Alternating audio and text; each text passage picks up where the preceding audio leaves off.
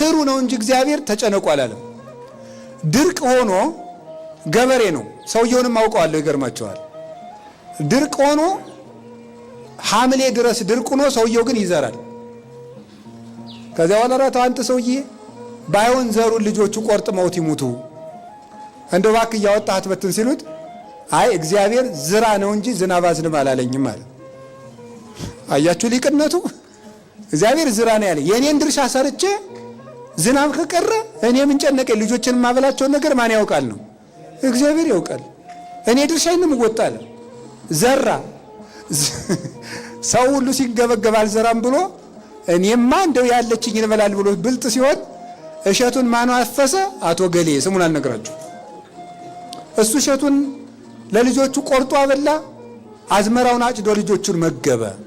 እግዚአብሔር ዝራ እንጂ አዝንም አላለኝም ያለ እውነቱን ነው። እግዚአብሔር ስሩ ነው እንጂ ተጨነቁ አላለም። እና አትጨነቁ። እኔ ከማን በልጬ ነው? አብርሃም በድንኳን እኮ ነው የኖረ። ጌታዬ ወይ የዚህን ያህል ምን በድዬ ነው ጥሩ ስራ ማሰራኝ? ህይወቴ በመባከን አለቀ፣ ለምን አታሳካልኝም? የብዙ ምዕመናን ጥያቄ ነው። አብርሃም እድሜ ልኩን በድንኳን አይደል እንዴ የኖረ? እኛ እስከ አብርሃም እንበልጣለን?